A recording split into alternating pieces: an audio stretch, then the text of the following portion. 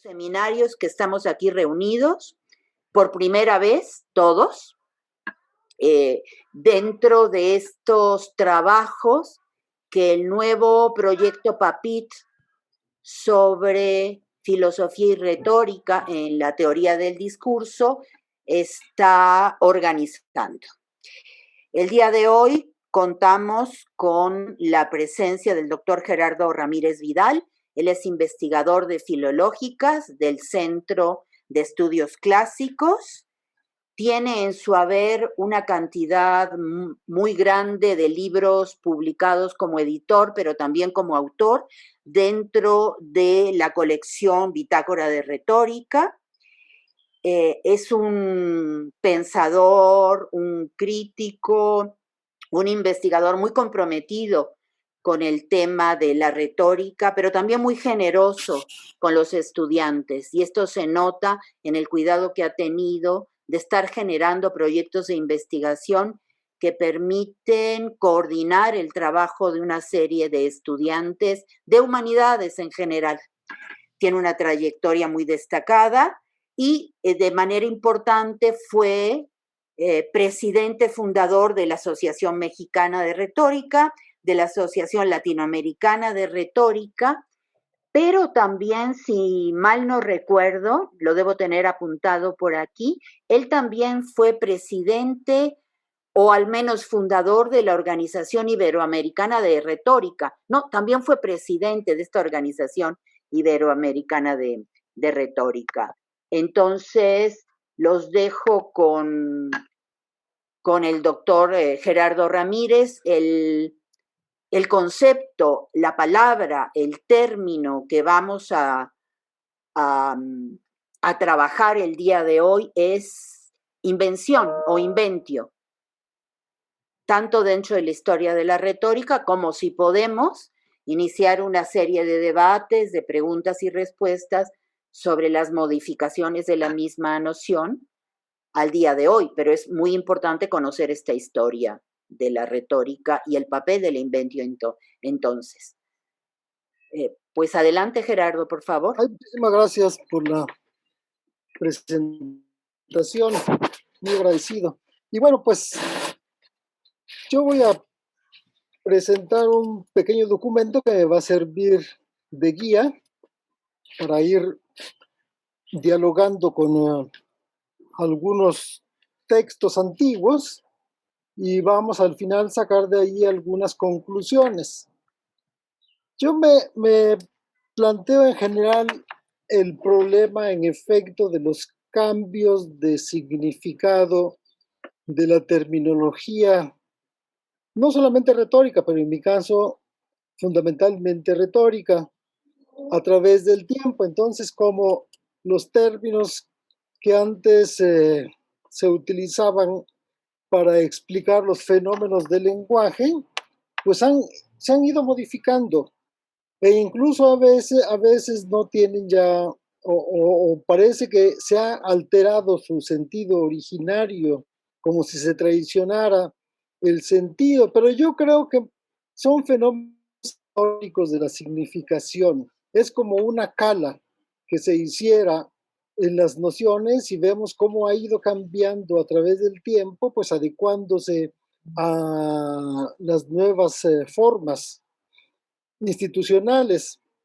De manera que en esa cala pues encontramos estratos que nos dan una riqueza interesantísima de cómo se ha ido modificando la civilización occidental, en nuestro caso en particular con estas nociones de la filosofía y de la retórica, y que nos permiten pues vamos seguir un itinerario mediante esta cala, estos estratos que se van formando a lo largo del tiempo. A mí me parece esto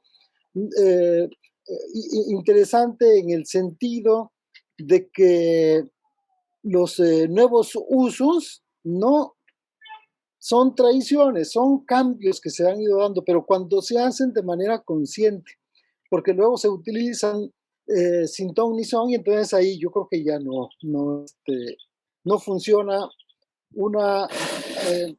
un desarrollo histórico. Entonces, por ejemplo, me acuerdo en este caso el significado de etos, de cómo hoy se utiliza de una manera, diríamos, que se vincula al etos aristotélico, pero que realmente es otra cosa el etos. Y no quiere decir que esto se esté traicionando, sino que simple y sencillamente se ha ampliado, diversificado el uso de esta noción. En inglés se utiliza muchísimo la palabra ethos, entonces, pues diríamos, se adecua a las nuevas circunstancias. Y el mismo sentido de la palabra retórica, porque retórica, diríamos, actualmente significa mil cosas. Y uno piensa, regresemos a la antigüedad y sabremos qué cosa es lo que significa. No es cierto, estaban peor que nosotros. Entonces, bueno, ya lo decía Quintiliano, que había 1000 nociones de retórica, ¿no? Para decir que había muchísimas nociones de retórica, y él pasa revista a una serie de nociones, pero obviamente que no se refiere a todas las nociones que existían en su época, sino también él mismo hace una cala de las nociones. Bueno, entonces, ahora iríamos con esta noción de inventio, y pues vamos a ver también cómo esa noción era manejada en la antigüedad también de manera diversificada. De modo que, digamos, vayamos a la antigüedad para que sepamos qué cosa entendemos por invención. Bueno, tal vez nos quedemos un poco extrañados. Esto es entonces, y para eso, como les decía, voy a compartir la pantalla. Necesito que me la habiliten para que pueda usarlo, porque si no, no. Por supuesto, doctor. Sí, sí, Ricardo, gracias. Ya quedó. A ver, inténtalo. Sí, ahí está, muy bien. Déjame ver, entonces está aquí. Y ya, bueno.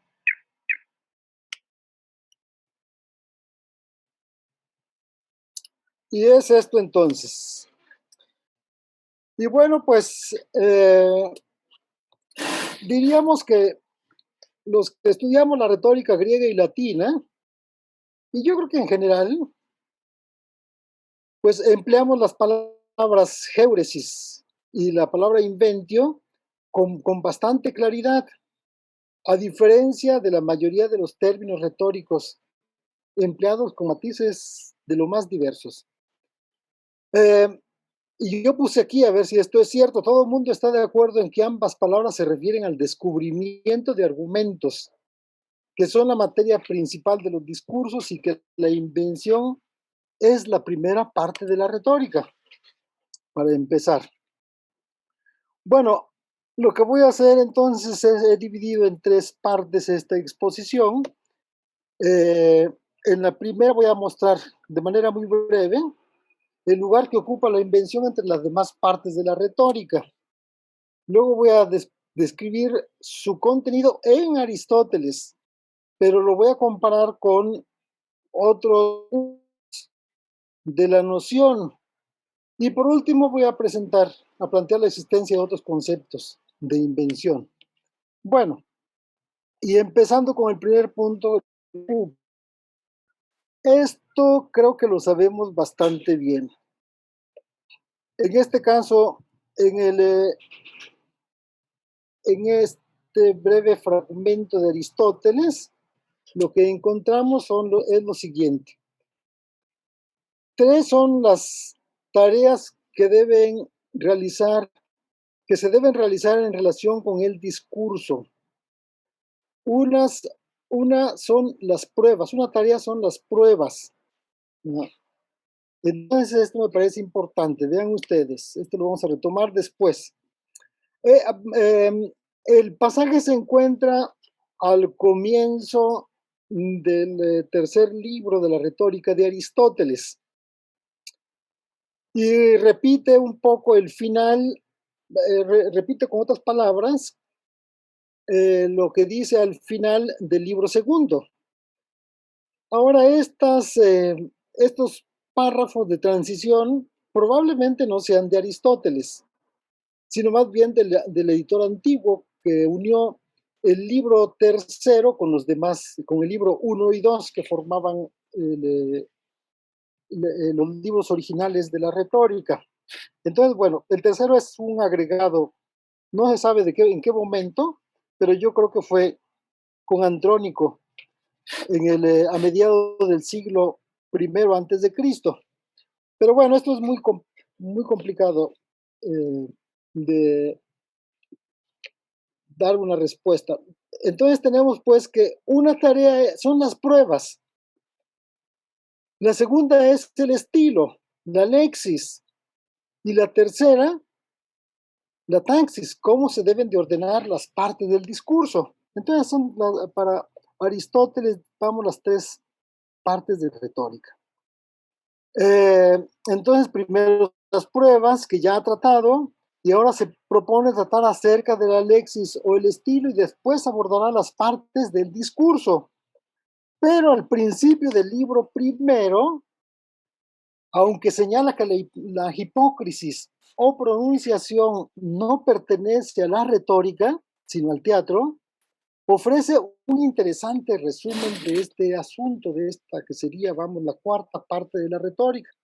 Pero dice que no la va a tratar porque no es un asunto propio de la retórica. En cambio, no menciona para nada la otra parte de la retórica, que sería la memoria, que eso es un asunto que va a tratar en el de ánima.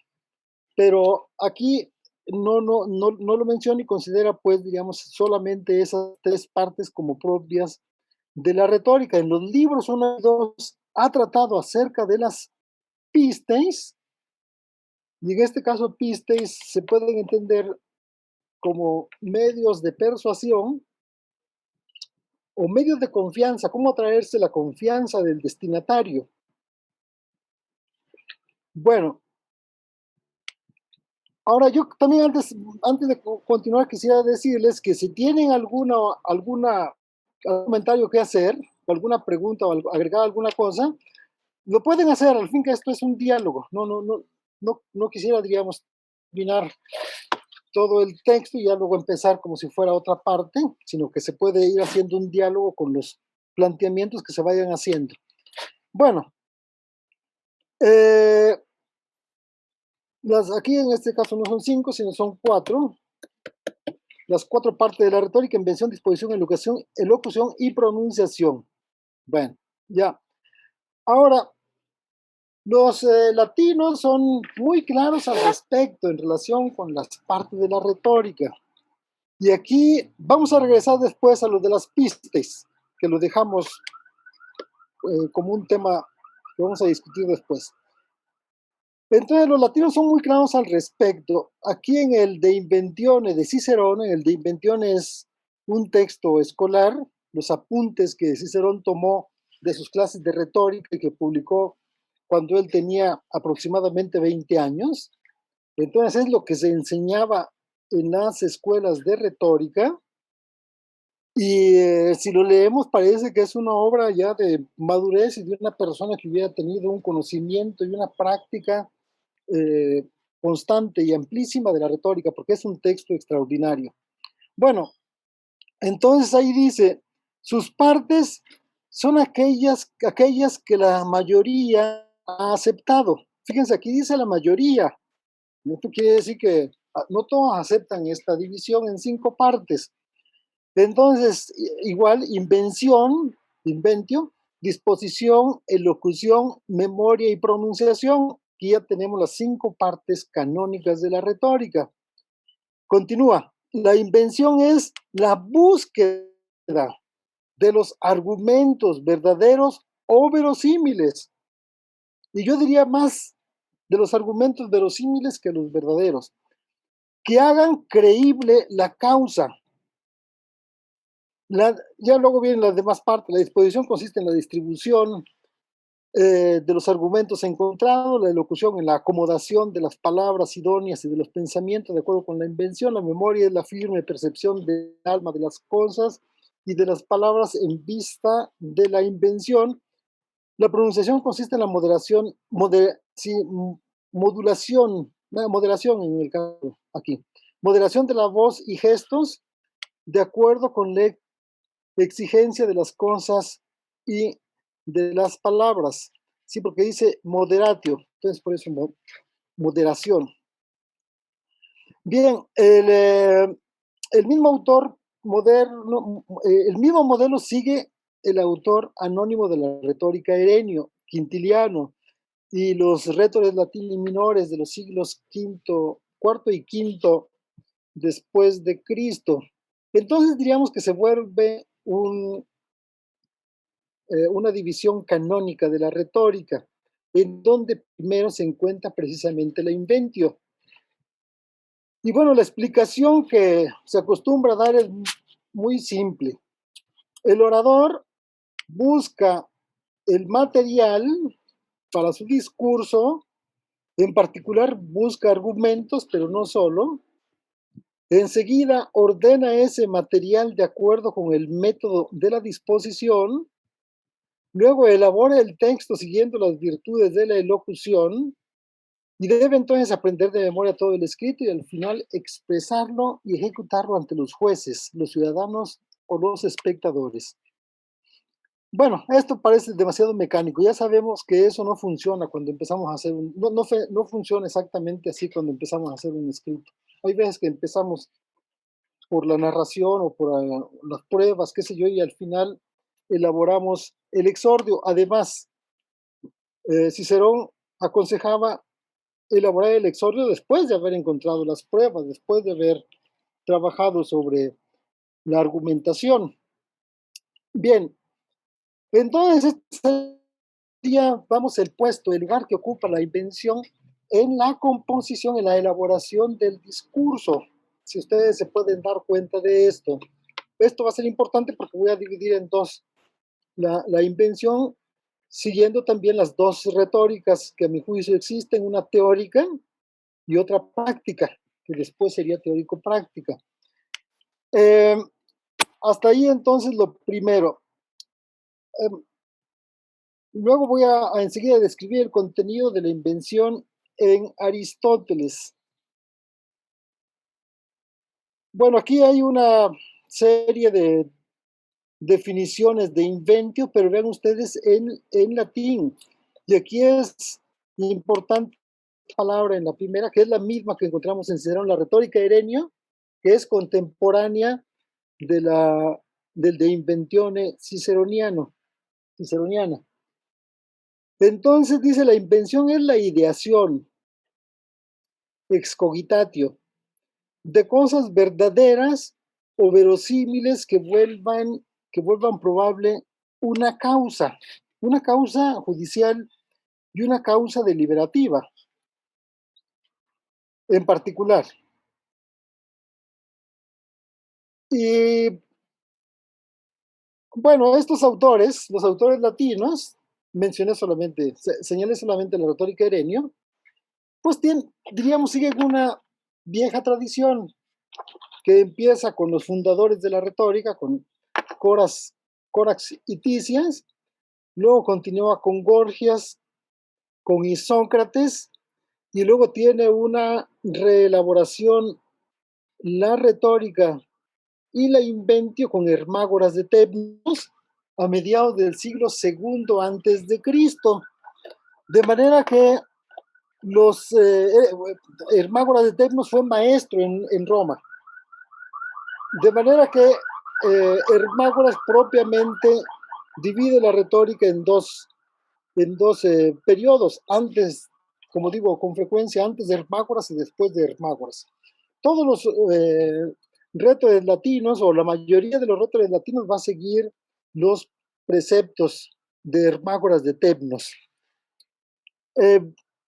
Bien, ahora, Aristóteles, por otra parte, por su lado, pues es un filósofo, no es un maestro de oratoria. Aquí cambié la palabra retórica y estoy utilizando ahora oratoria. Porque se utilizan de manera indistinta en general retórica y oratoria, pero los que hemos visto más bien son maestros de oratoria. Y Aristóteles es el seguidor de Platón y en el caso de la retórica, porque a mi juicio, quien inventa la retórica es Platón, y Aristóteles la desarrolla. Bueno, ahora vamos a ver el concepto de géuresis en Aristóteles. Y bueno, lo primero que tenemos que decir es que la palabra géuresis no aparece en Aristóteles, en el sentido que los autores latinos dan a la inventio. La palabra sí existe, pero para expresar que se encuentra alguna cosa o que se encuentra, que se da alguna solución, algún problema, pero no para encontrar razones. Esto me parece a mí muy interesante, porque además vimos la división de la retórica y no vimos que hubiera géuresis, sino taspisteis. Entonces, los maestros latinos tradujeron al latín la palabra géuresis de Hermágoras de Tebnos, no de Aristóteles, porque además la retórica de Aristóteles era propiamente desconocida, fue propiamente desconocida en la época helenística, y vamos, no tuvo de hecho ninguna influencia directa en Roma y en los demás autores griegos antiguos, hasta que fue publicada por Andrónico, y además ni siquiera tuvo comentarios como las obras, por ejemplo, de Platón. Debemos de entender la retórica como los apuntes de las lecciones que Aristóteles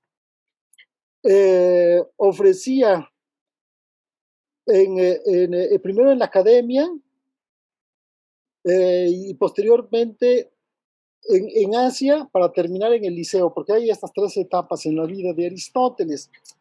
Entonces, pues estos apuntes quedaron en el archivo de Aristóteles y estuvieron escondidas durante 2 siglos.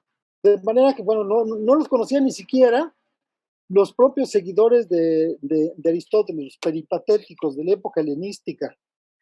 Se conocía solamente de manera indirecta por lo que decían los demás discípulos, como Teofrasto, por ejemplo, pero no tuvieron un conocimiento preciso de esto. Bueno, y géuresis es precisamente tomado de Hermágoras. Ahora, y aquí lo que señalo es lo siguiente: esta parte de la retórica tenía el simple nombre de pisteis. Entonces, este es el asunto. Como vimos antes, tenía el simple nombre de pisteis, o medios de persuasión, medios de convicción, medios de confianza. Se puede entender de diferente manera. Y es la confianza que el orador o que la persona que habla puede obtener de los destinatarios, de los interlocutores. Bueno, de cualquier modo, todo mundo está de acuerdo, y creo que aquí no hay quien lo rechace. Todo el mundo está de acuerdo en que Aristóteles trata de la géuresis en los 2 primeros libros de la retórica, pero la palabra no se encuentra ahí y deberíamos de revisar esto con mayor cuidado.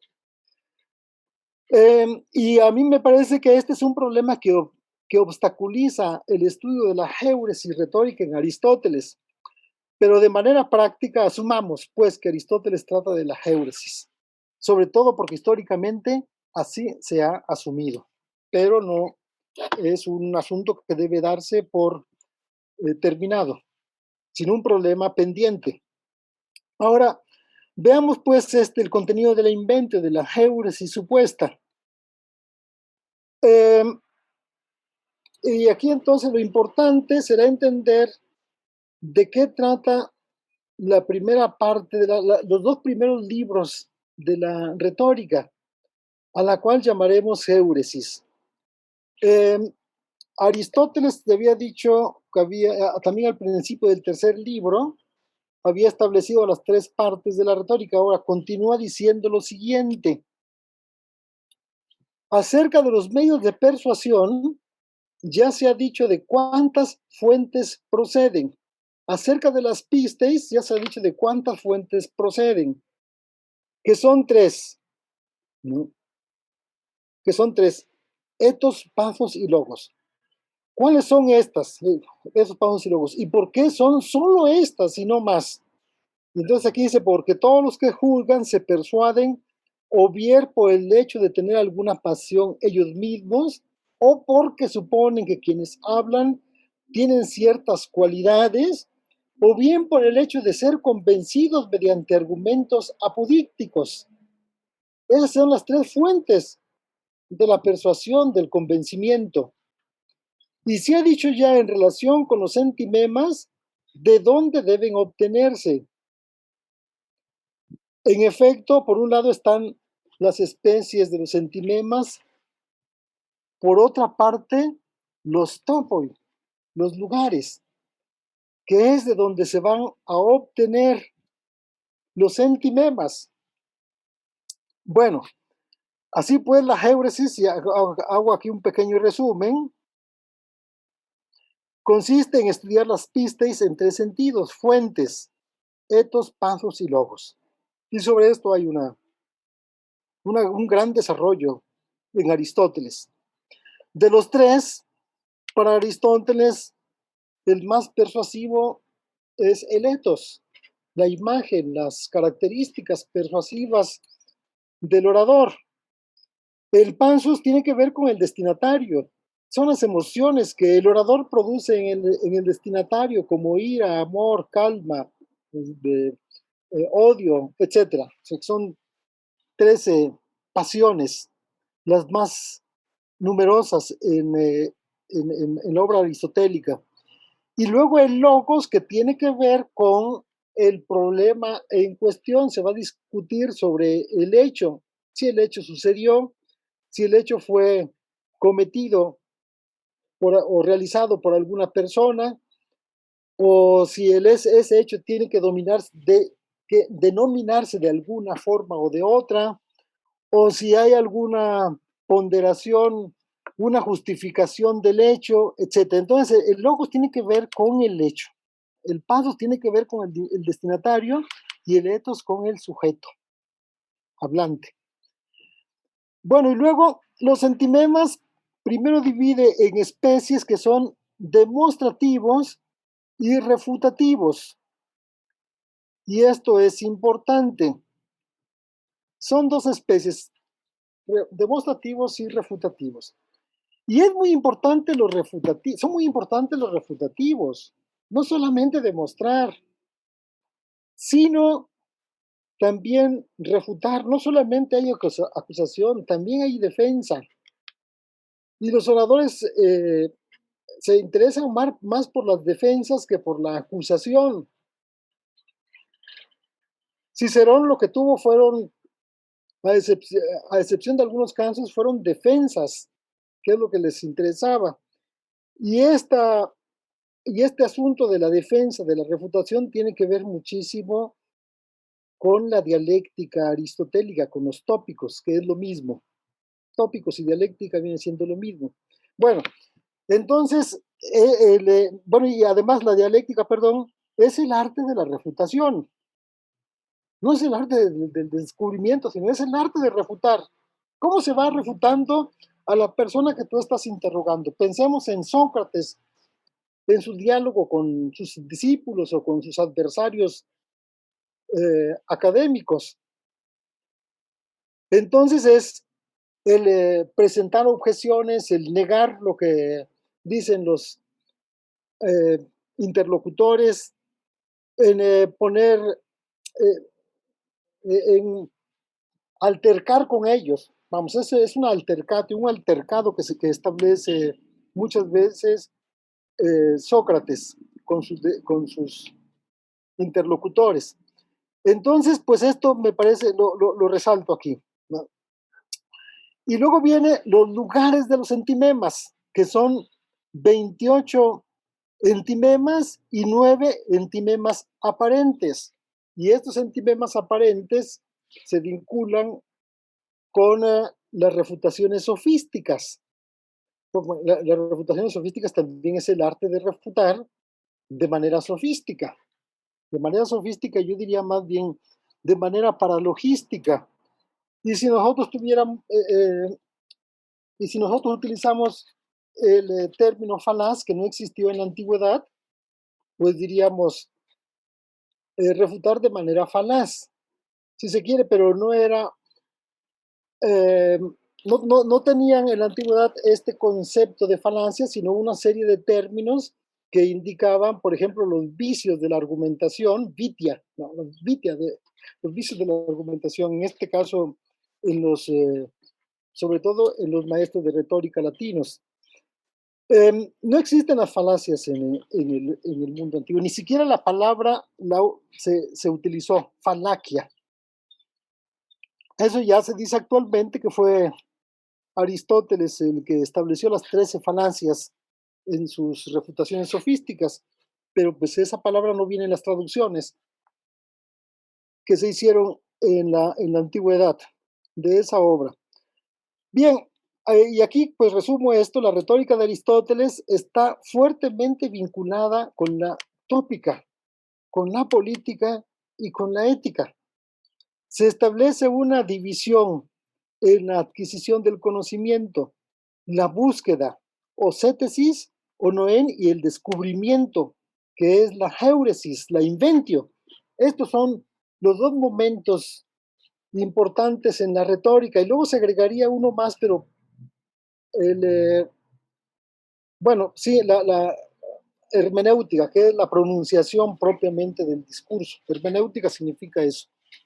Pues también puede significar interpretación, pero fundamentalmente emisión de un discurso, traducción al lenguaje oral o escrito de un pensamiento.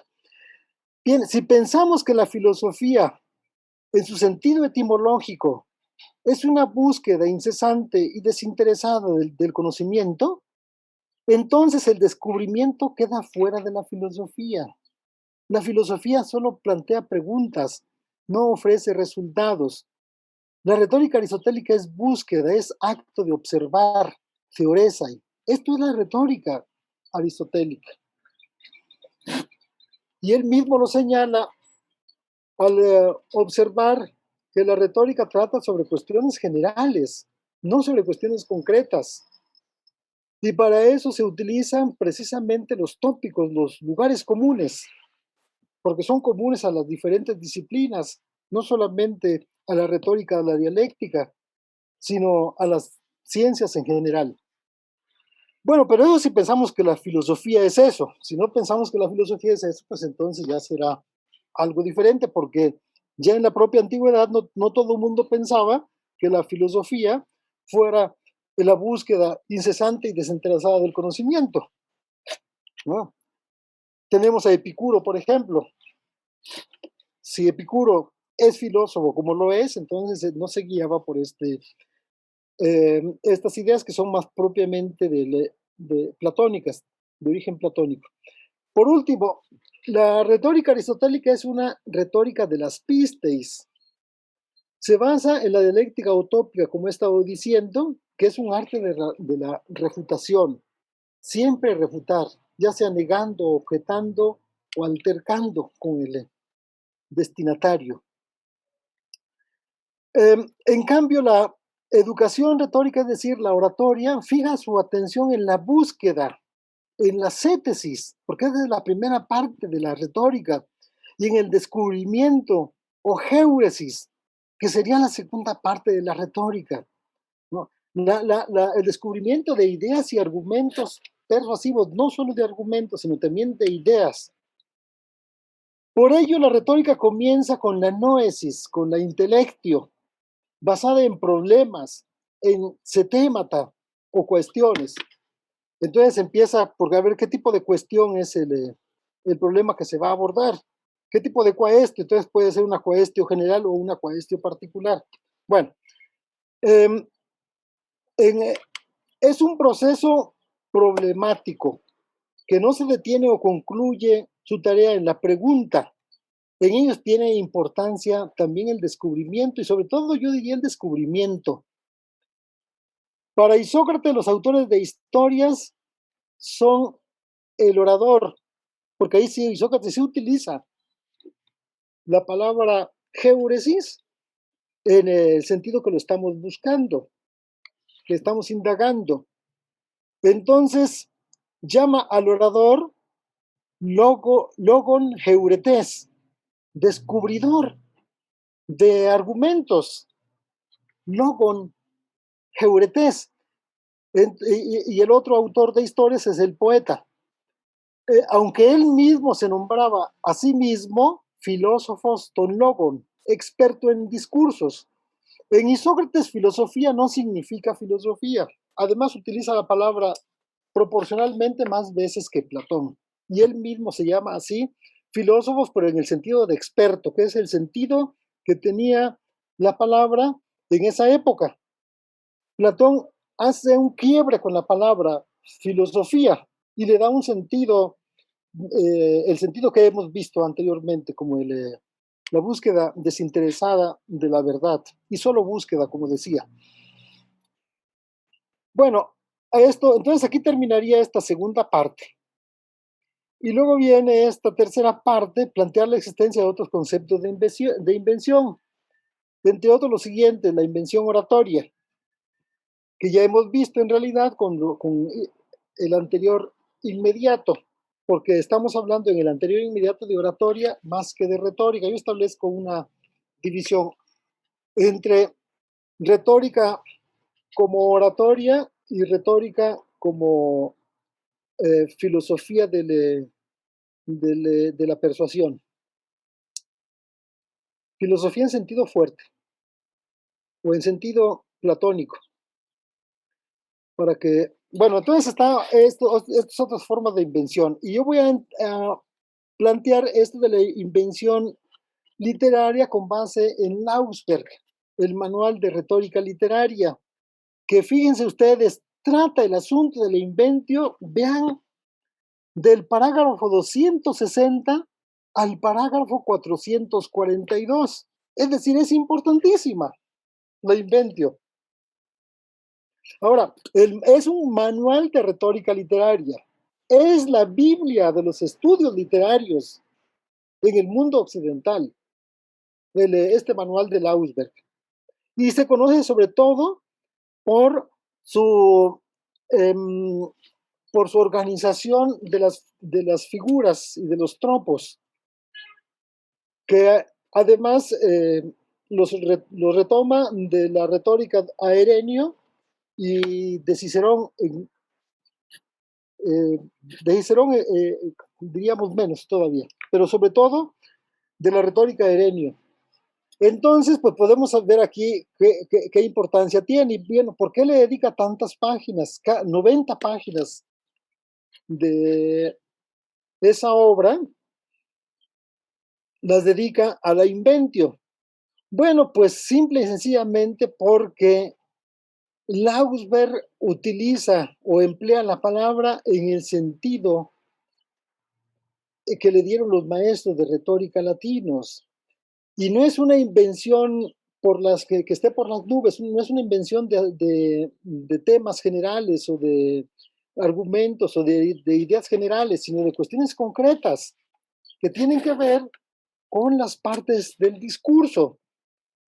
Primero es la invención del exordio y trata ampliamente la invención del exordio, luego de la narratio, luego de la divisio, luego de la argumentatio, que se divide en dos partes, y por último del epílogo, y va poniendo ejemplos de autores antiguos y de autores de la Edad Media y de la época del Renacimiento. Bueno, y entonces aquí tenemos una riqueza fuera de serie de esta forma antigua, clásica, de considerar la invención en Lausberg. Y bueno, pues tenemos que es el inicio, y presento el pasaje final de la traducción al inglés, que es en la página 208. Y es precisamente la peroración con la que termina la parte del inventio. Entonces vemos aquí la forma práctica de la invención, no la cuestión teórica de Aristóteles, que es un planteamiento general sobre el descubrimiento de argumentos a partir de los tópicos aristotélicos, aunque esto es bastante oscuro y no se puede, no es algo útil para la elaboración del discurso, pero sí para el análisis y la interpretación de los textos. Entonces, se entiende que la retórica aristotélica no es un arte de la composición de textos, sino de la teorización, del análisis y de la interpretación de los textos. Bueno, entonces esto sería la retórica literaria en su sentido, diríamos, más clásico. Y ese es solamente un ejemplo, pero hay otros ejemplos que también actuales que se basan en la forma antigua del análisis de los textos desde el punto de vista retórico. Por ejemplo, un tal Eufrasio, que hizo un comentario de las comedias de Terencio. El punto central de ese comentario son los estados de la causa, que son los problemas que se plantean en un juicio, pero a partir de ahí se lleva al análisis del texto literario, en este caso del texto dramático, de las comedias de Terencio. Y bueno, sobre esto hay bastante, en realidad. Y propiamente aquí termina mi presentación. Si solamente haría la lectura de este último texto que resume lo que acabo de decir, me parece, y que es un texto que se intitula del 98, Perspectivas sobre la invención retórica. No tengo el nombre de la autora de ese capítulo del libro, pero en relación con los conceptos de invención señala: a primera vista puede parecer que mis preguntas e inquietudes están muy alejadas del sentido tradicional de la invención retórica. Sin embargo, en el resurgimiento de la invención dentro de la composición y la retórica contemporáneas, siempre ha existido una ambigüedad sistemática en el concepto entre una noción genérica de creatividad, excogitatio, ¿no?, o descubrimiento, como en la ciencia y las bellas artes, y un arte muy específico de encontrar pruebas para argumentos orales o escritos. La distinción no es nítida, y las definiciones y usos de la invención en retórica y composición tienden a oscilar entre los dos sentidos o a caer en algún lugar intermedio del continuo entre los dos polos. Con esto terminaría con este planteamiento de la dificultad, de la ambigüedad, de la invención actual. Entre esa noción que dice aquí, genérica, de creatividad o descubrimiento, que creo que es lo que más nos interesaría, y ese arte muy específico de encontrar pruebas para argumentos orales o escritos, para después expresarlos en la actio o en la hipócrisis. Bueno, y yo con esto concluiría mi presentación para pasar pues a la discusión de los puntos que se han planteado u otros puntos que queden fuera de esta exposición. Y pues muchas gracias por la atención. Sí, dejo de presentar. Y veo a Armando. Entonces, tal vez sea Armando el primero que participe porque es el que estoy viendo.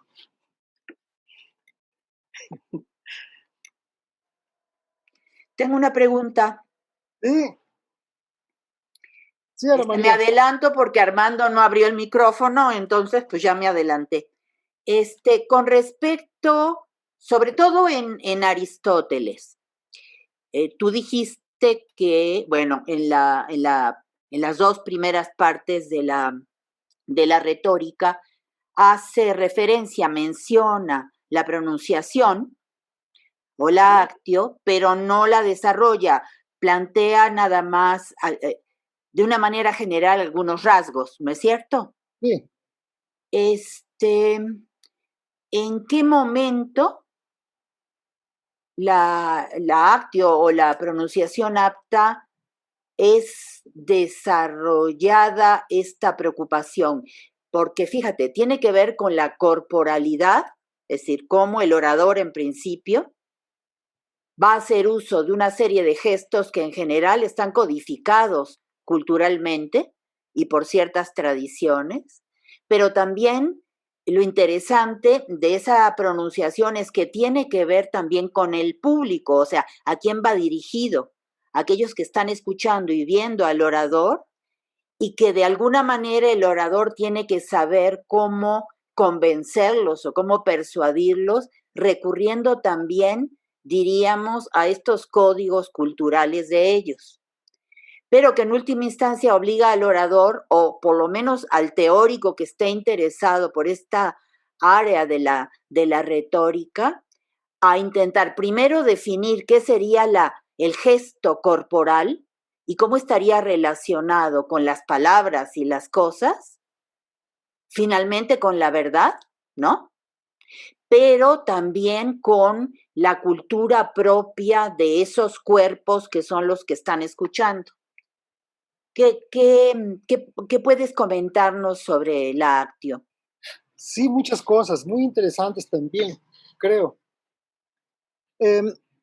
Bueno, en principio lo que hace Aristóteles es remitir a otros tratados, inclusive de Hipócrisis relativos a la obra dramática. Pero él solamente da alguna serie de datos que se refieren fundamentalmente a los problemas de la voz. Y uno lo puede entender porque la voz resulta particularmente importante también en el teatro con las máscaras. Entonces propiamente no se ve el rostro, sí se ven los ojos ahí en los hoyitos de las máscaras, pero es la voz la que tiene que ser potente y la que tiene que tener una serie de características para poder, diríamos en este caso, eh, ser una mímesis de los personajes. Entonces, representar mediante la voz a los personajes. Bueno, sin embargo, ya en la antigüedad hubo tratados, en efecto, sobre la hipócrisis, que sin embargo se detienen en particular en el asunto de la voz. Y en este caso, Teofrasto, el discípulo de Aristóteles, es el que escribió un tratado acerca de la hipócrisis. Ahora, el problema, pues en efecto, es más un asunto del teatro, pero los autores latinos van a tratar ampliamente el asunto de la actuación. Bueno, ahora otra cosa, eso es en cuanto a los tratados, pero la importancia que tenía la actuación fue tan grande que se llegó a pensar que la retórica consistía solamente en actuación. Y eso en relación con Demóstenes, en un pasaje célebre de Plutarco y también del pseudo Plutarco de las vidas de los oradores, se señala, bueno, que él, por una parte, escribía siempre sus discursos y los recitaba, y por otra consideraba que la parte más importante a la que se podía reducir la retórica era precisamente la actio, la actuación, la cuestión de la corporalidad, la cuestión de la voz. Todo eso tenía una importancia enorme en la retórica. Desgraciadamente en Aristóteles esto no es desarrollado, pero como decía, sí en los autores antiguos. Y yo creo que quien más lo desarrolla, o por lo menos es el testimonio que tenemos actualmente, pues es Quintiliano, que aborda todos estos problemas relativos a la prosodia, por una parte, pero también a los movimientos del cuerpo. Y una cosa interesante, los ademanes, todo esto que nosotros sabemos como acto, y bueno, ahí aparece muy, muy desarrollado. Pero una cosa interesante es que de cualquier forma Quintiliano vincula también la actuación o pronunciación con las partes del discurso. Entonces, La corporalidad, en efecto, en el exordio es diferente de la corporalidad en la narración y en la exposición de las pruebas y en la peroración. Entonces van cambiando incluso los ademanes. Digo, para contar una historia, pues los ademanes cambian para referirse al pasado, para referirse al futuro. Entonces él va dando una explicación bastante detallada de estos fenómenos corporales, vocales, gestuales del ser humano para la producción de persuasión, de confianza, de fides, en el caso latino. Y bueno, pues él recomienda en particular no confundir la actuación retórica con la actuación actoral, con los actores. Son cosas diferentes porque el orador tiene que guardar la mesura, que a veces porque con frecuencia no se guarda en las obras dramáticas. Entonces él establece, pues, diríamos, esta medianía en el uso de los instrumentos de la voz, de la corporalidad, de la gestualidad. Pero a mí me parece que ahí viene, sobre todo vamos en el asunto de la voz, por decir algo. Si ahora los que estudian prosodia, que es además la prosodia una parte de la lingüística, ¿no? Y está actualmente, diríamos, como un resurgimiento, la prosodia. Si se estudia la prosodia en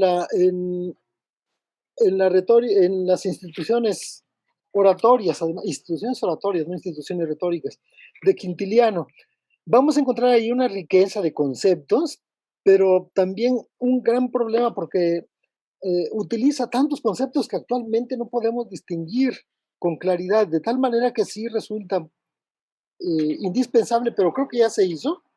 Tengo un texto que no he podido revisar, que me envió Gustavo Larios aquí presente, y yo creo que ahí viene toda esta descripción de la corporalidad, de la gestualidad, y se los voy a hacer llegar para, Sí. tal vez sea útil para el trabajo. Por favor. Sí. Sí, Erika. Yo tengo un montón de preguntas, Gerardo, pero te hago dos. Nada más. Una, pues estoy pensando, claro, en mi formación y entonces en esta palabra, en invención, pero en el texto de Nietzsche, en Sobre verdad y mentira en sentido extramoral y después en las lecturas de Foucault. Y te pregunto si tú piensas que sería conveniente, ¿no? O distinguir entre invención y descubrimiento. En la fábula con que inicia este texto de Nietzsche, en algún momento Nietzsche sostiene que unos animales inteligentes erfinden, que se puede traducir como inventaron o como descubrieron el conocimiento, ¿no?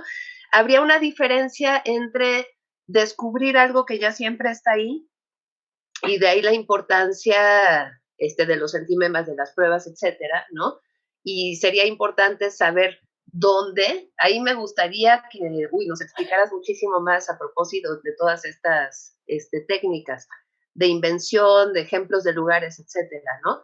Pero bueno, descubrir algo que ahí está y ahí está en la lengua histórica, etcétera, o inventar en el sentido de producir algo nuevo, producir nuevos sentidos, ¿no? Producir nuevas formas de la experiencia, etcétera, que es como queremos pensar también en el seminario en un sentido crítico, la invención en el discurso, tanto como la invención en la experiencia, ¿no? Entonces, si tú crees que se podría matizar, pues, esta diferencia en la lectura de los textos clásicos, ¿no? O si tú crees que conviene. La otra, bueno, ajá. Y luego la otra, porque si no luego se me olvida. Es que la BNEME no me ayuda mucho. Bueno, eso que estás diciendo, no, lo que pasa es que es muy interesante. Yo diría que en principio, invención y descubrimiento es lo mismo en el término, en la terminología, porque géuresis e inventio significan ambas cosas, invención y descubrimiento. Aquí lo que dices es precisamente el punto. que por eso he pronunciado la palabra excogitatio, que puede ser invención en efecto, en el sentido de inventar. Esto es en el sentido de, pues, encontrar nuevos elementos de innovar, ¿no? Bueno, esto viene ahí mismo en la definición de inventio. Pues digo, en principio significan ambas cosas, pero este matiz yo creo que es el que hay que recuperar, donde está precisamente la parte esta creativa, poética, diríamos, de la invención. Y te digo, está en esta palabra en la que en latín sería excogitatio. Ahora, aquí el problema también que señalas es qué cosa es lo que se descubre. Ah, qué bien esto. ¿Qué cosa es realmente lo que se descubre? ¿Se descubre lo que ya está ahí o se crean cosas nuevas? Y esto es precisamente, cuando vemos nosotros el asunto de Arquímedes, ¿no? De Eureka, ¿no? De que lo descubrí esa fábula que, bueno, además no pudo haber sido cierta, pero pues así eran muy inventivos también los antiguos, tenían mucha éuresis. Entonces, vemos en este asunto del Eureka de Arquímedes, ¿qué cosa es lo que inventó o descubrió? Yo creo que descubrió, ¿verdad? Algo que se encuentra ahí, pero que nadie había visto. ¿Y qué cosa es lo que descubrió? Pues no descubrió la corona, porque la corona es la que ya tenía ahí, que no sabía cómo medir el volumen. Aunque realmente el problema es de la densidad, pero eso yo no lo entiendo. Más bien voy al asunto del volumen, que es mucho más fácil, que mete la corona y se desplaza una cierta parte del agua, y entonces se puede descubrir cuánto es lo que tiene de oro la corona. Pero el problema era descubrir si el orfebre había utilizado más plata o más oro, etcétera. Pero ese es un problema que les digo, no entiendo, pero sí entiendo muy bien el asunto de que mete la corona y se desplaza el agua, y entonces se puede descubrir cuál es el volumen de la corona. ¿Qué cosa es lo que descubre? No descubre la corona, pues descubre una fórmula, ¿no? Descubre un método, descubre una ley para poder encontrar el volumen de las materias sólidas que pesen más que el agua, obviamente, porque si no pesan más que el agua, pues si es una esponja, pues no se puede descubrir.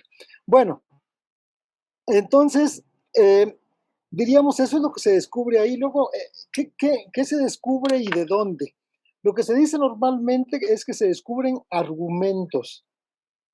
Y yo creo que no.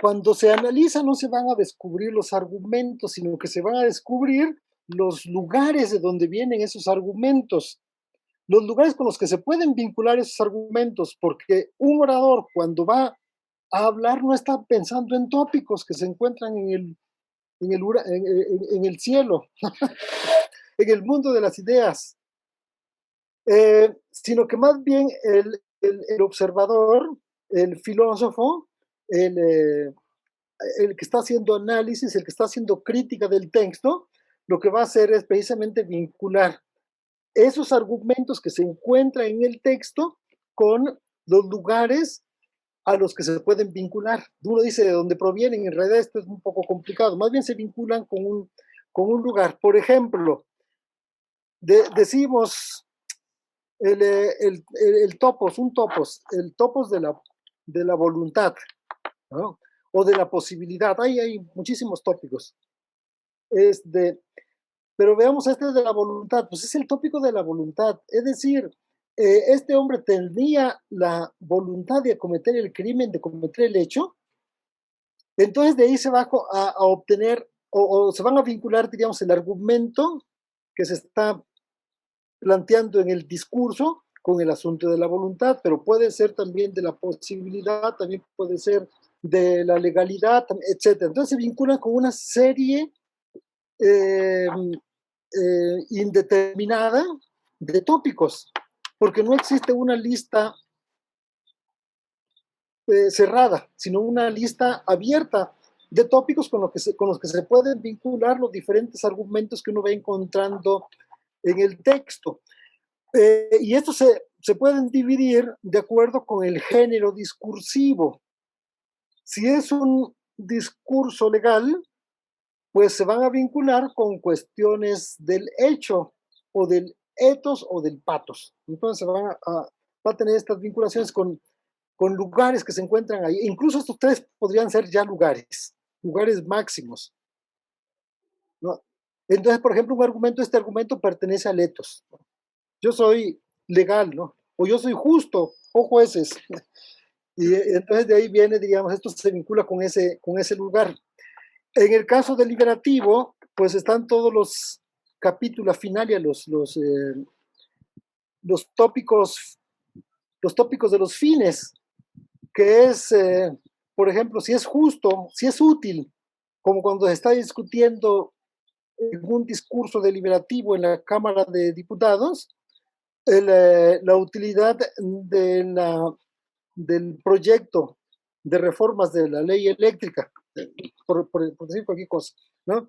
Entonces es la utilidad y eso pertenece, entonces, es útil por tal razón.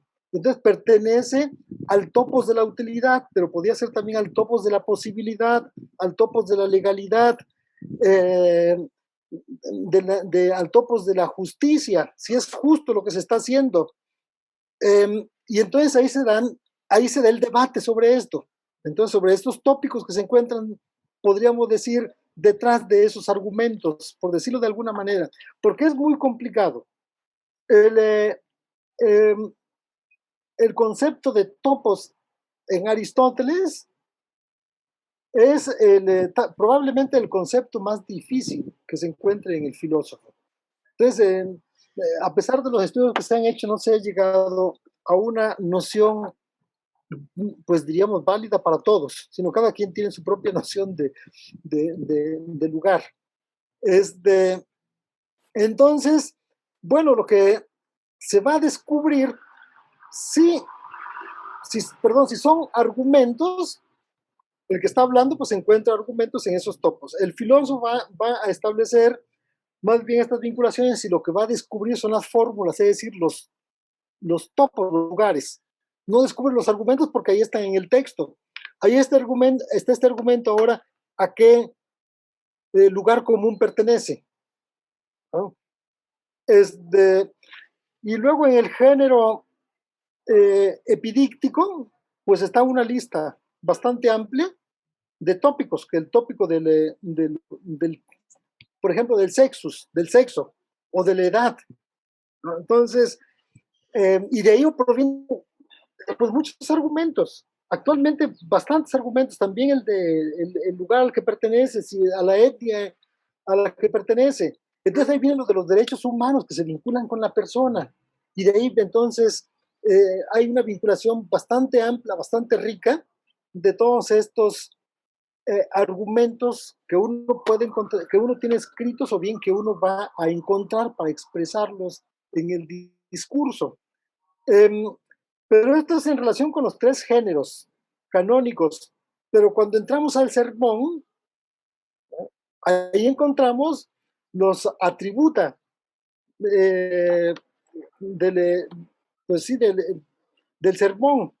Para elaborar un sermón, los atributos son, por ejemplo, los atributos de Dios, de los ángeles, de los hombres, son 10 atributos. Entonces de ahí se van tomando los argumentos para elaborar el sermón, o bien vinculando los argumentos que se tienen en el texto con los atributos, que creo que es esto último lo que predomina en nuestra época, el análisis de estos atributos en los sermones. Y si vamos a las cartas, pues ahí encontramos otros atributos, otros tópicos diferentes que van vinculando los argumentos que ahí se presentan con elementos, diríamos, más de carácter pues familiar, como en este caso puede ser, pues podrían repetirse de otro, lo útil, ¿no? Que alguien escribe una carta sobre el amor, bueno, pues entonces aquí ya será el amor, el tópico, pues el amor no correspondido, sería un tópico. Por eso, en la Edad Media se incrementan o se amplifica el concepto de invención y de tópicos a una serie de elementos que antes no se consideraban. Y la tópica medieval es diferente entonces de la tópica clásica y por lo tanto también de la invención. Entonces, bueno, pues Aquí lo importante sería más bien este asunto de la invención, y los griegos eran muy buenos para inventar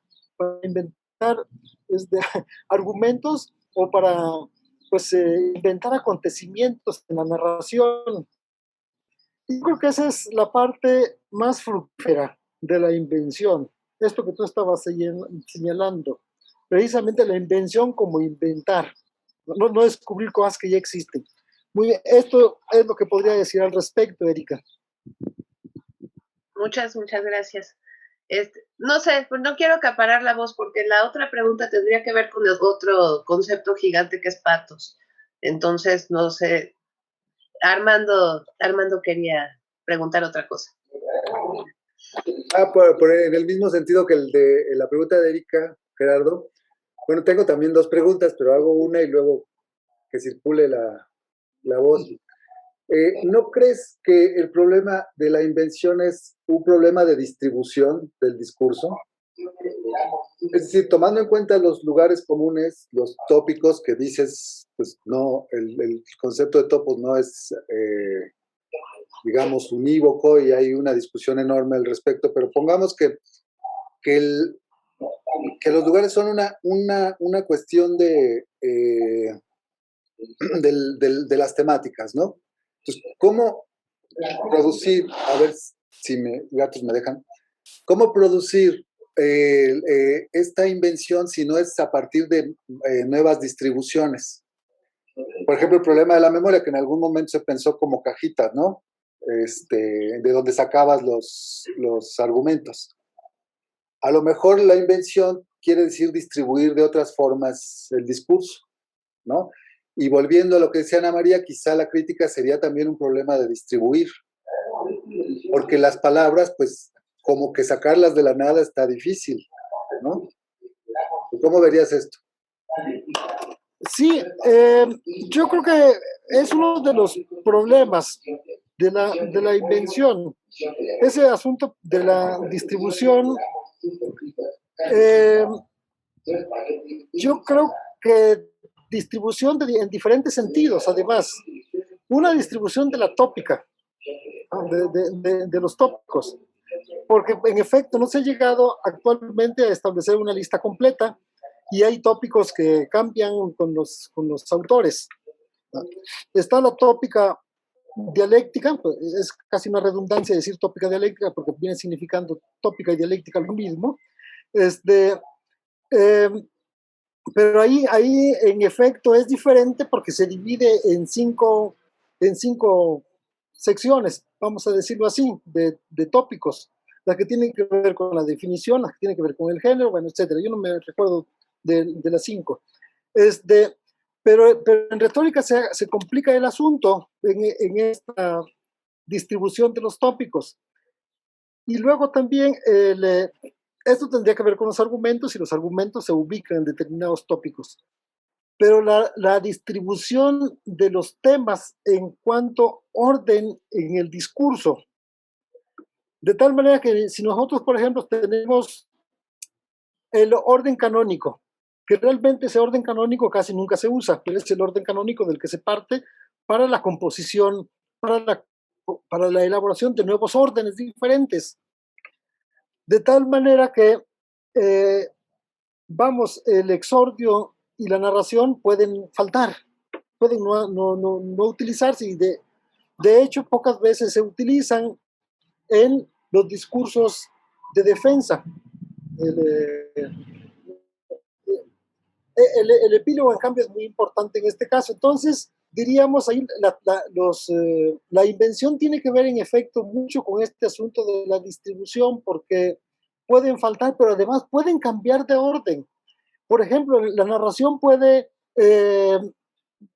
ir al principio de un argumento y luego, cuando se va a presentar un segundo argumento, ir de nuevo a otra parte de la narración, entonces distribuirse a lo largo del discurso, de manera que en efecto no existe un orden, existe un orden canónico, vamos, ¿no? Pero no existe un orden que se siga, diríamos, de manera rígida, sino que a partir de ahí se pueden establecer muchas modificaciones incontables de la distribución de un texto.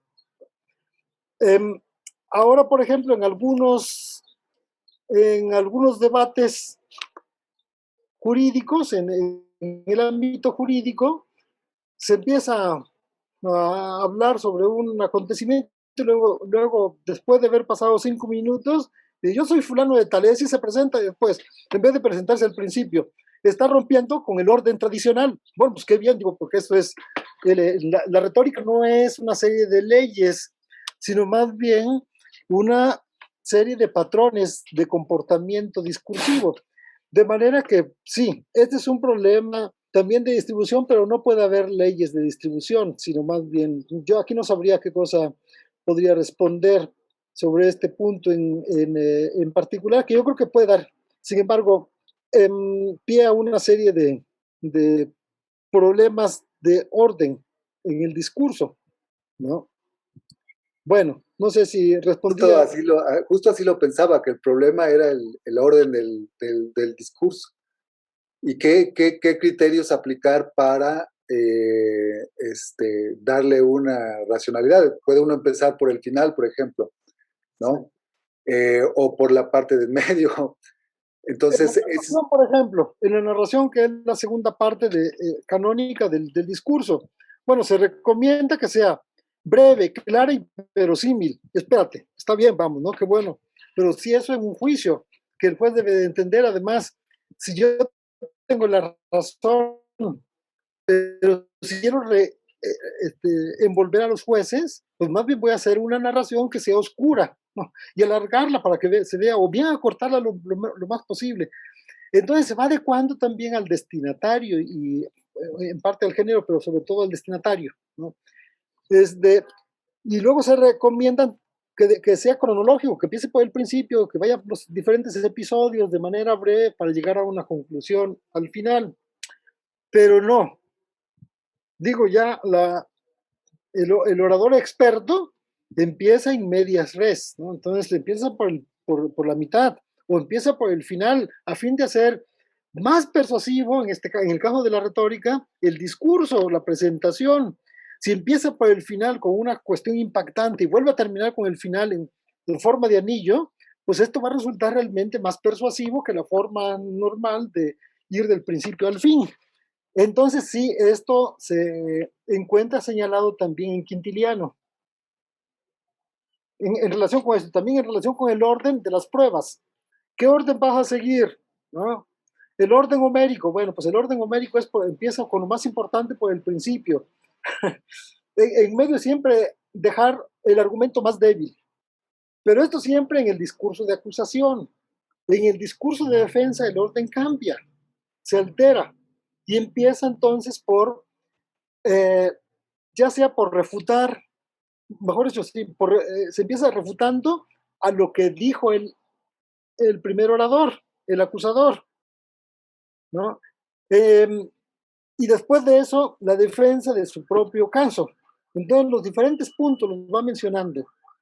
Esto según, vamos, incluso Aristóteles, que lo señala en el tercer libro. Entonces, pues esto me parece que es bastante dúctil, bastante movible y que se tiene que adecuar. También el propio orador, si el orador es incapaz de acordarse de los argumentos, pues se los tiene que aprender de memoria. Entonces, seguir ese orden. Sí. Bueno, gracias. Luego, si quieren, volvemos. Sí. Por si hay otras preguntas. Me parece que Ana Guzmán quiere hacer una pregunta. Como aquí no le da, sí, Ana. Es que levanté la mano con mi función de levantar la mano. Yo tengo una pregunta, o más bien me gustaría saber más sobre el estatus de los tópicos, porque como me parece que los caracterizó fue como lugares comunes, y lo que me interesa es como cuál sería el estatus de esto comunitario, digamos, de los lugares del pensamiento. Si es que son como ideas que están dadas por cierto experto de la comunidad y entonces son aceptadas como ideas de la comunidad, o más bien son elaboraciones conocidas por toda la comunidad y por eso son ideas aceptadas, digamos, no porque alguien las enunció, sino porque en general se conoce que estas verdades son intocables. ¿Cuál es el estatus del por qué serían lugares comunes? No, qué interesante esto, fíjate. Pero sí tienen que ver con los tópicos, pero no son los tópicos. Este es el asunto, pero es tan importante esto que bueno, en ello radica el poder, con eso que tú estás diciendo, en estas ideas, vamos, preconcebidas, ¿no? En estas ideas que todo mundo comparte, en estas ideas generales que luego pueden venir no de la gran mayoría de los hablantes o del público o del grupo al que pertenece uno, sino que puede venir de un experto. ¿Cuántas veces no citamos a Aristóteles como si fuera un argumento indestructible? Y nos basamos en ello precisamente para darle fuerza a la conclusión que vamos a obtener de esto que se llama endoxon. Endoxon en singular y endoxa en particular. Y estos endoxon o endoxa se obtienen de los lugares comunes, precisamente, provienen de ahí o se encuentran, vamos, ahí, que hay que inventar en el sentido, en el doble sentido de encontrar lo que ya está hecho y de inventar en el caso concreto. Ahora, estos endoxa, por ejemplo, podrían ser los refranes, ¿no? O pasajes bíblicos en los que uno se puede basar para hacer el discurso realmente potente, fuerte. Diríamos, pues si tomamos nosotros cualquier dicho, ¿no? Que se utiliza comúnmente, más vale paso que dure que trote que canse. Así, ¿sabes qué? Vete tranquilo, no corras porque puedes no llegar, ¿no? Entonces, esta es, diríamos, una idea compartida, por lo menos en este caso, por la comunidad mexicana. Tal vez en otra parte esto no exista, pero luego hay, vamos, comunidades de diferente tamaño, y el orador tiene que adecuarse a los criterios, a las ideas prevalecientes en esa comunidad. Por ejemplo, en una comunidad de creyentes, de católicos, ¿no? Pues si uno va a hablar ahí de marxismo, lo corren a uno de la reunión, por decirlo. Uno no puede argumentar, sino con los elementos que privan en ese grupo, en esa comunidad. La retórica es un instrumento comunitario. Entonces, las partes emocionales, los elementos emocionales tienen que ver también con aquello que irrita a la persona, ¿no? Por ejemplo, actualmente, pues, el maltrato a un animal puede irritar a cierto núcleo de personas, no a todos los mexicanos, pero a ciertos núcleos de personas. Dañaron a ese perrito. Muchos se irritan, ¿no? Unos más, otros menos, otros nada. Pero entonces ahí se van creando ciertas comunidades, diríamos en este caso, de los amantes de los animales, o de amantes de los perros, como sea, lo que se puede ir estrechando más, o amantes de los gatos. Hay personas que quieren muchísimo a los gatos, pues más que a los perros.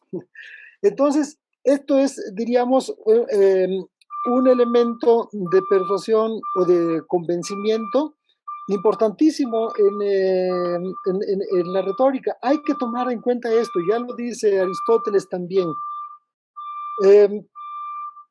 No hay que alabar a los lacedemonios en Atenas.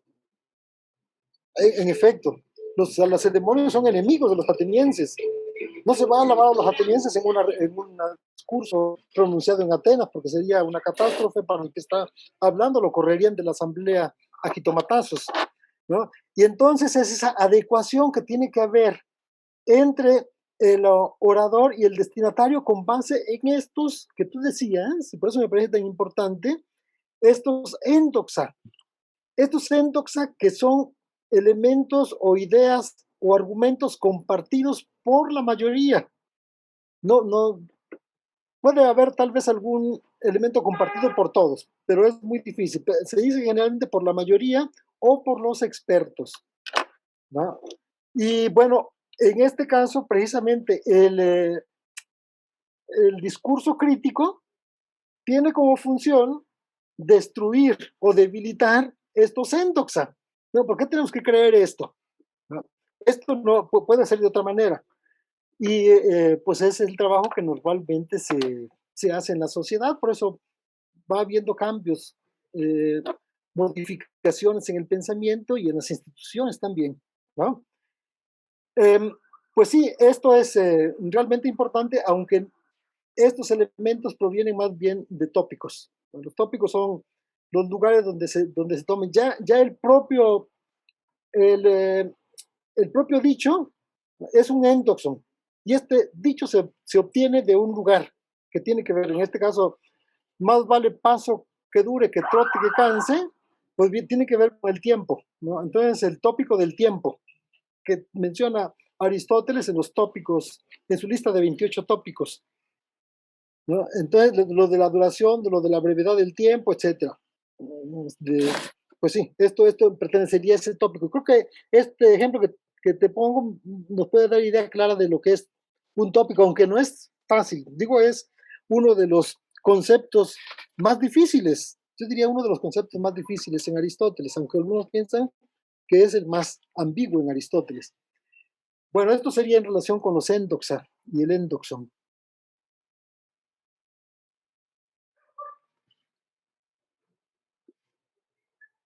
Levanta la mano, Ágata. Si yo no los veo aquí, no sé cómo los Sí. puedo ver. Ya voy a prender mi cámara. Hola, buenas tardes. Me gustaría problematizar un poco más en la relación entre el patos y el logos, y pensando en particular pues, en el hecho paradigmático del juicio de Sócrates, ¿no? Porque pareciera que haya, pues él sí siguiera, no sé si las reglas de logos de una manera pues muy correcta, y no logra despertar en los jueces la compasión, ¿no? Todo lo contrario.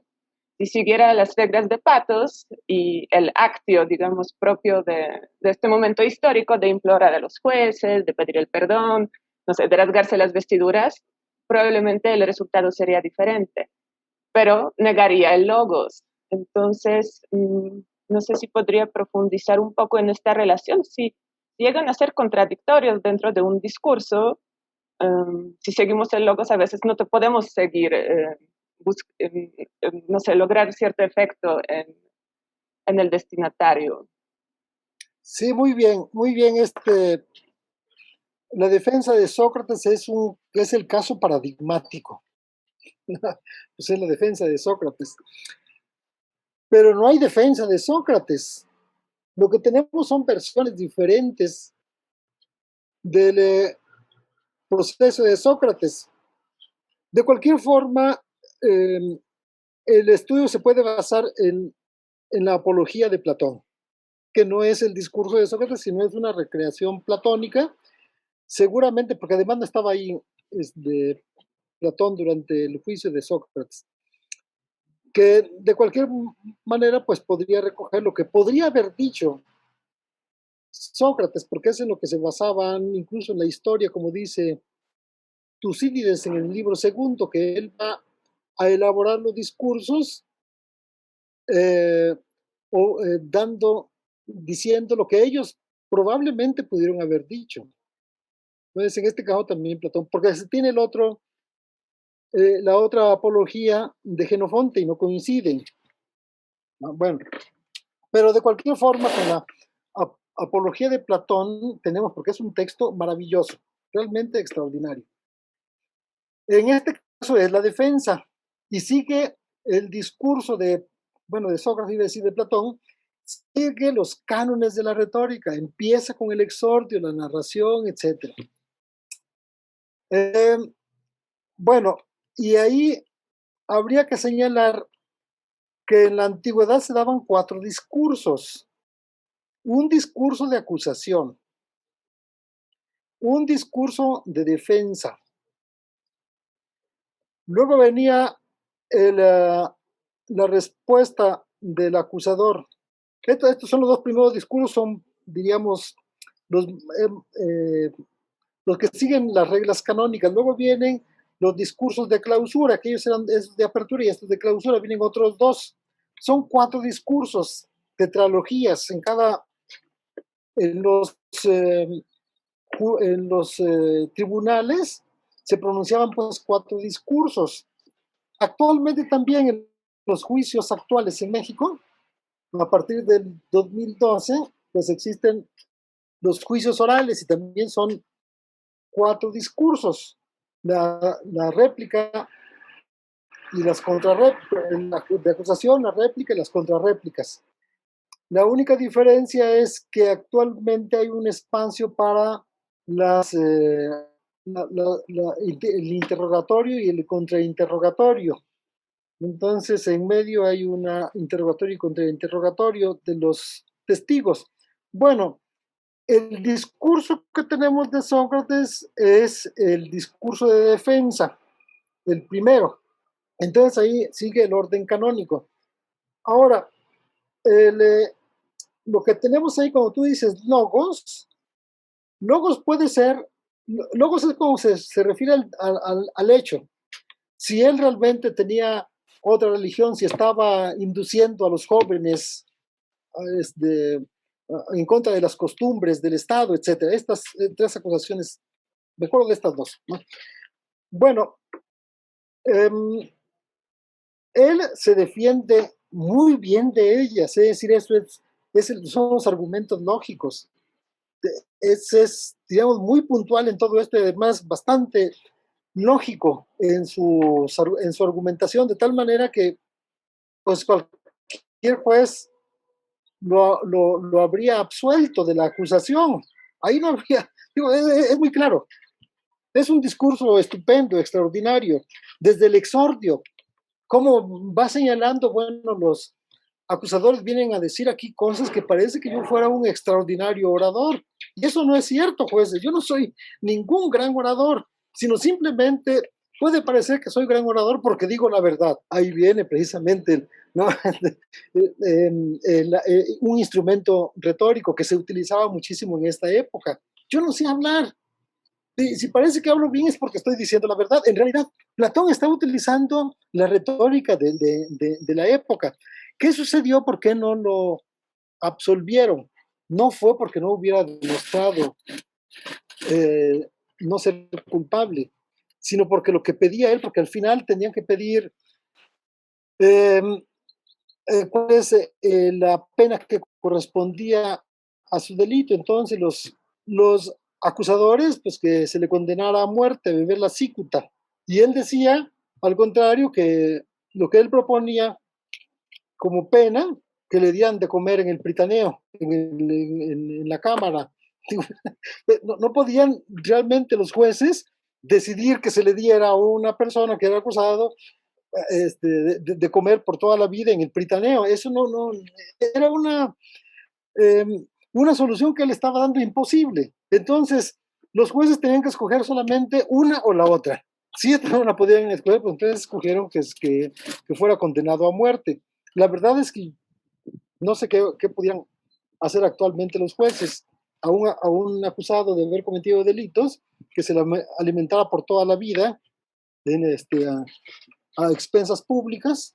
No sé qué podrían ahora decidir los jueces, pero creo que no decidirían muy lejos de lo que se decidió en ese momento. Entonces, para concluir, Platón utiliza mucho los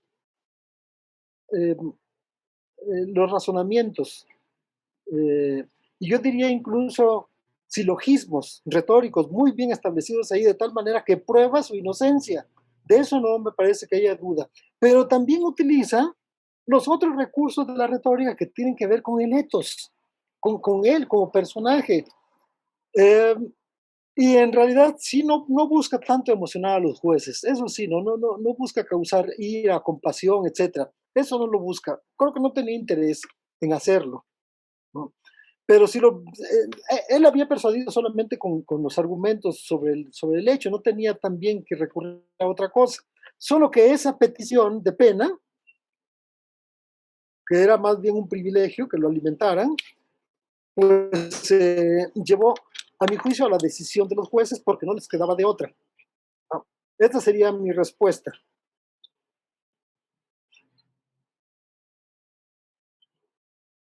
Sí, es que yo justo estaba pensando que no por despreciar, pero por no apelar a, no buscar despertar la simpatía, ¿no? Como se acostumbraba en este momento en Grecia, ¿no? De que para implorar el perdón se hacía todo el teatro, ¿no? Los acusados, de que no estaban llorando, o sea, sin recurrir a este recurso, ¿no? Yo ahí como ubicaría porque él perdió, ¿no? Que realmente no despertó la simpatía. Porque, voy a decir todavía otra cosa de esto que me estás diciendo, porque había una serie de tipos discursivos. Entonces, uno consistía si es culpable o no es culpable, si cometió el delito o no cometió el delito. Entonces ahí se recurre a una serie de elementos, sobre todo de carácter argumentativo sobre el asunto, sobre los hechos. Luego hay otro que es un problema de definición. Por ejemplo, decir que eso no era impío. Jueces, esto no se llama impiedad, se llama de esta otra manera. Y luego hay una tercera serie de discursos que es justificar por qué lo hizo y al final, solamente hasta el final, la conmiseratio, pedir que se apiaden de él. Pero esto ya al final, cuando diríamos no tiene razones, y Sócrates tenía muchísimas razones. Realmente, de acuerdo con el discurso, Sócrates no tenía ninguna necesidad, como sucede en otros discursos, de recurrir a la conmiseratio, porque no es culpable. Si fuera culpable, entonces, si hubiera cometido todos esos delitos, o bueno, tal vez otra persona, aunque no los hubiera cometido, pero veía que iba a perder, entonces podía recurrir a la conmiseratio. Pero en efecto, él no recurre, no los necesitaba, había persuadido a los jueces, sus argumentos son enteramente claros y bueno, fue condenado a muerte. Pero la razón que yo decía era por aquella. Podría haberse salvado tal vez si hubiera pedido la misma pena, no creo, aún con conmiseración y todo, no lo hubiera logrado. Sí, gracias. Sí, precisamente no, por aquí me preguntaba la relación entre patos y logos, porque si él recurriera a esta imploración, negaría sus argumentos, ¿no? Porque como para despertar esta compasión, a través de actuar, este actuar negaría la primera parte lógica, digamos, argumentativa. Entonces, pareciera que a veces entran en contradicción el patos con logos. Sí, muy bien. No sé, ¿sí? Me parece muy bien, me parece claro, puntual lo que estás diciendo. Sí. Muchas gracias. No, de nada, a ti muchas gracias. Doctora Erika, si nos quiere comentar. A ver. Bajo la manita. No creo que vaya a dar tiempo de tratar esto en esta sesión. Pero la segunda pregunta que te quería hacer va en el sentido de la de Ágata, pero sería como anterior.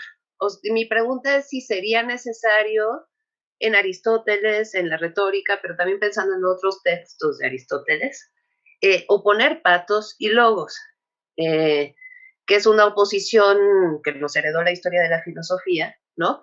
Y que nos enseñó sobre todo a partir de la modernidad a usar el término patos en un sentido subjetivo, en el sentido fuerte del sujeto filosófico, ¿no?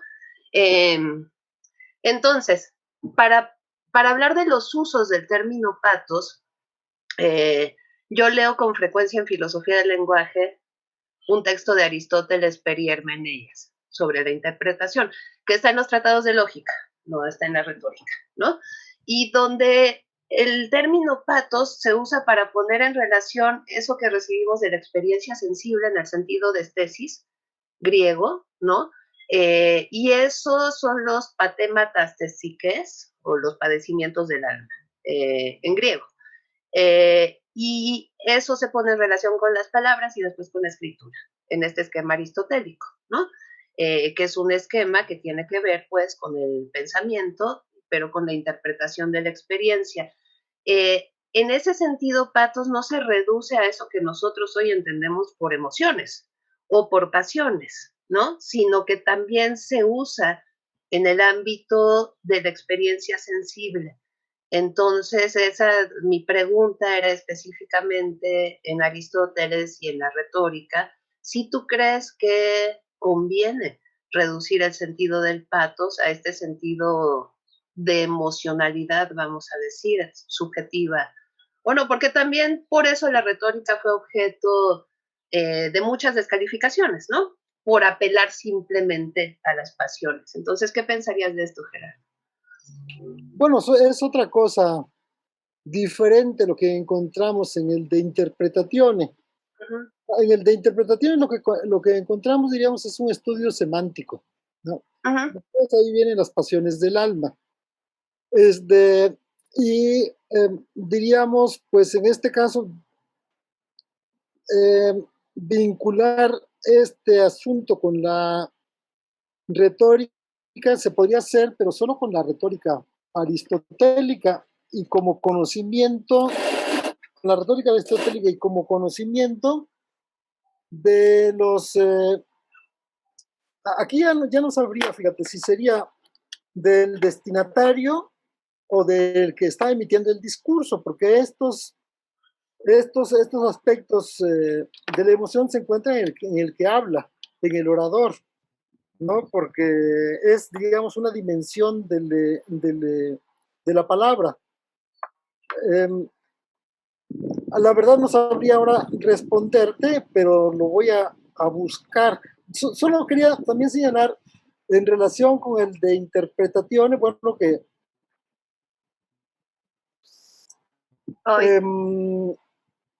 pues, no es un texto acerca, no sé por qué se le puso perihermeneias, porque no tiene que ver con la hermenéutica ni con la interpretación, sino más bien con el análisis semántico de los enunciados. Y de ahí queda además fuera la retórica, como lo dice en el segundo capítulo, segundo o tercero, ¿no? Es de que aquí, ahí se va a hablar sobre aquello que es falso o verdadero. Claro, Las cosas no son falsas ni verdaderas, pertenecen a la retórica y a la poética. Perdón. ¿Ibas a decir alguna cosa? No, nada. No, pero no. Así yo pensaba que querías decir alguna cosa. Entonces, de ahí, digamos, Aristóteles excluye de ese estudio a la retórica y a la poética porque estas no tienen que ver con lo verdadero o lo falso, sino con lo verosímil. Y el estudio del perihermeneias es en efecto sobre la verdad y la falsedad, y luego entra con estudios muy interesantes en relación con la contradicción y los opuestos, pero todo tiene que ver, digamos, con cuestiones de significación, ¿no? Y en este caso, no he analizado esta parte que tú me dices, sí lo he leído, pero no lo he analizado en relación con las pasiones del alma, con los pacémata. No sé que incluso cómo podría traducirse en ese contexto, ¿no? Sufrimientos, pues a lo mejor habría que, lo voy a revisar. Y gracias por este señalamiento que no lo había pensado.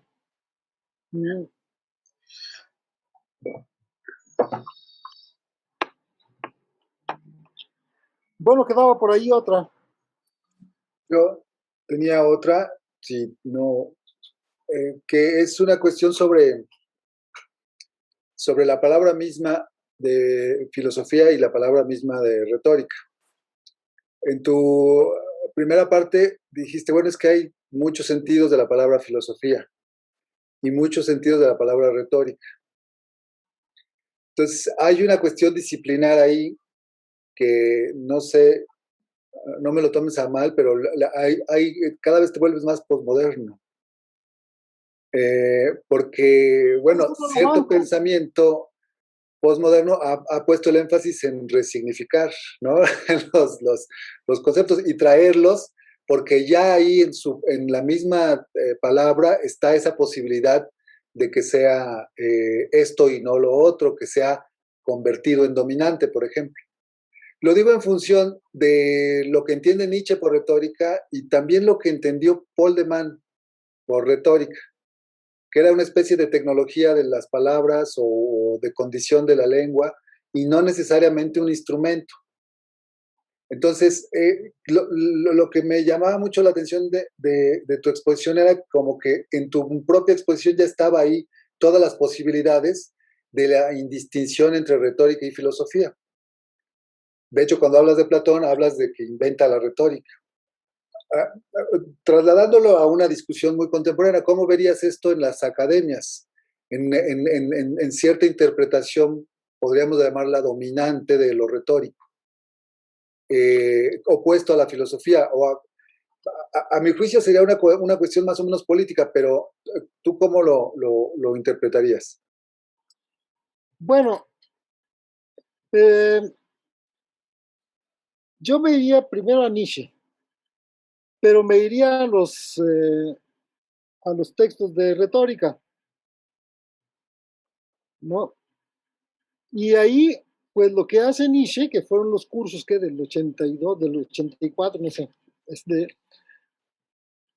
ahí lo que está presentando él es realmente la retórica tradicional e incluso entra en detalles que a mí me parecen, diríamos, muy específicos de la retórica, cuando está hablando, por ejemplo, de cosas que ya no se saben, vamos, ¿no? De los setémata, de las cuestiones, y luego de las hipótesis y las tesis, y de los estatus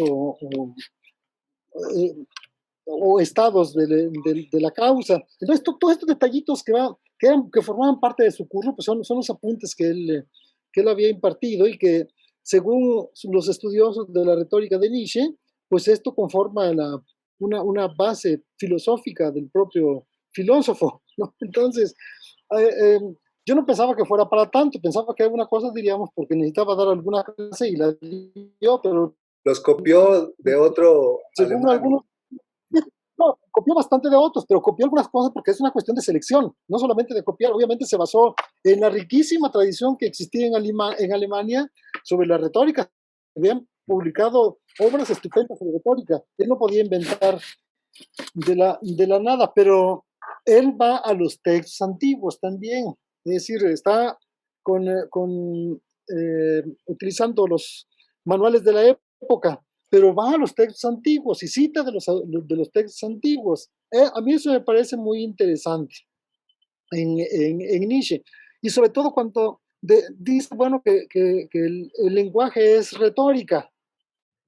El lenguaje es en sí mismo retórica, en un doble sentido, ¿no? Porque transmite doxai, no epistemai. Epistémata. Entonces, doxai, no epistémata. Entonces, traduce opinión, el lenguaje vehicula opiniones, no vehicula conocimientos científicos. Entonces, estamos opinando, es el reino de la opinión. Y en el otro sentido, porque el lenguaje es figuras, son metáforas. Entonces, digamos, a mí me parece que esto no lo retoma de los estudiosos de su época, sino es un planteamiento, si no propio, por lo menos que tiene mucha importancia en esta presentación. Bueno, entonces, el asunto de la división entre retórica, de los demás textos, desgraciadamente sé muy poco de Nietzsche. Solamente me he limitado a esto, pero sé que lo demás es algo que es necesario leer del filósofo. Bueno, ahora, en relación con esta división, la retórica y la filosofía, digo que la retórica puede ser o es estudiada por la filosofía, es un objeto de la filosofía, un objeto de análisis, pero retórica entendida como los discursos que se pronuncian en los espacios públicos. El filósofo observa, analiza, teoriza. Por eso la definición de Aristóteles es significativa. No es hacer que los estudiantes sean hábiles en la palabra. Eso es un curso de oratoria que se daba en la academia de Isócrates, en el taller de Isócrates, ¿no? Para no utilizar la palabra academia platónica. Entonces, en el taller de Isócrates, no, Aristóteles lo que enseñaba era una cosa diferente, de observar precisamente, él mismo lo dice, ¿no? En el capítulo 2, es observar los elementos persuasivos de los discursos, las pistas en el discurso, en cada caso. Bueno, de tal manera que esta, pues en efecto, yo me pongo a clasificar, pero no pienso que me ponga a resignificar, sino a encontrar el verdadero sentido, ¿no es cierto? Tampoco pretendo que sea el verdadero, pero diríamos entender un poco más esta actividad filosófica de Aristóteles en relación con el discurso. En cambio, lo otro me parece completamente diferente de Aristóteles. Son cosas diferentes. Ahí es vuelvo a decir, un taller de oratoria. Ahí lo que se va a enseñar es eso, y además Isócrates nunca utiliza la palabra retoriqué. Y si vemos también los títulos de los manuales latinos, tampoco utilizan la palabra retoriqué. Está, por ejemplo, el más importante, las instituciones oratorias. Es decir, es un texto para la oratoria. Y luego está la retórica de Herenio, pero este no es el título original, sino era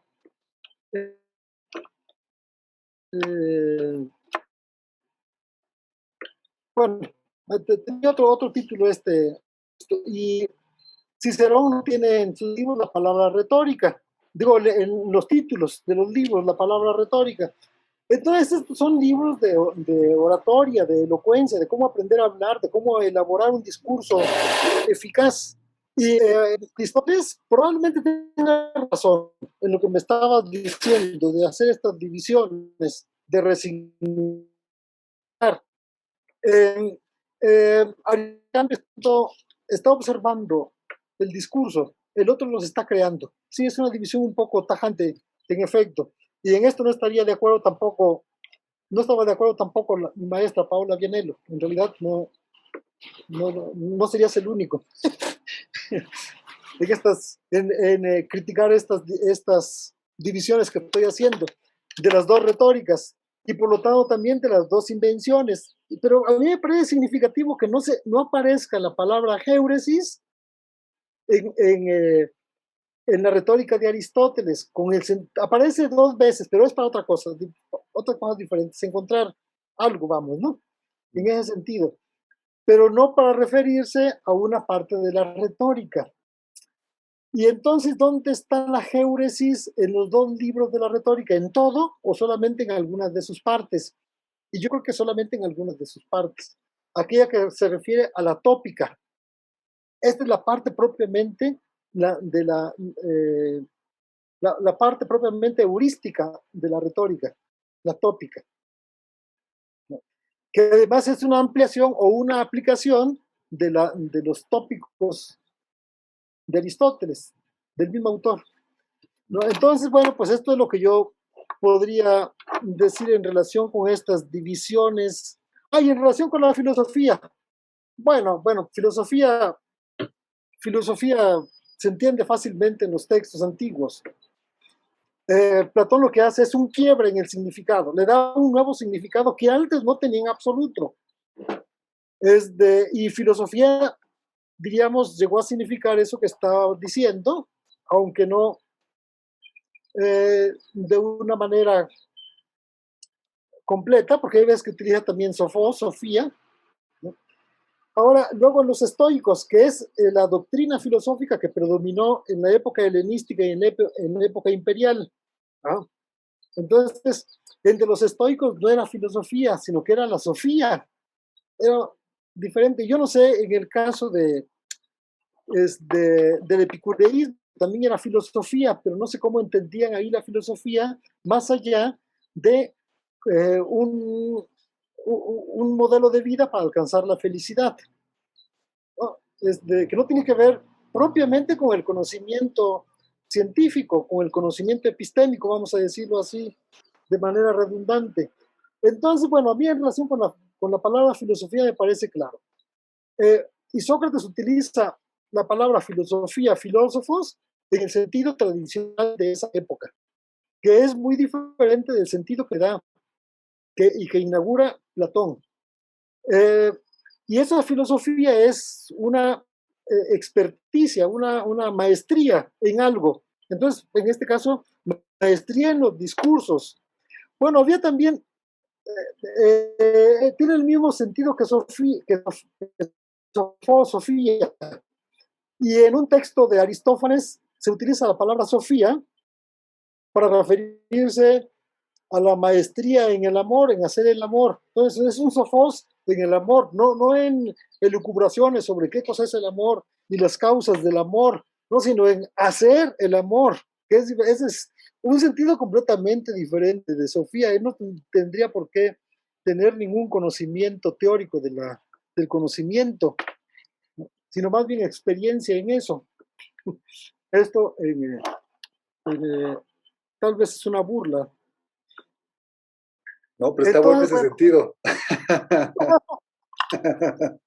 Hay que usarlo en ese sentido. Soy un filósofo.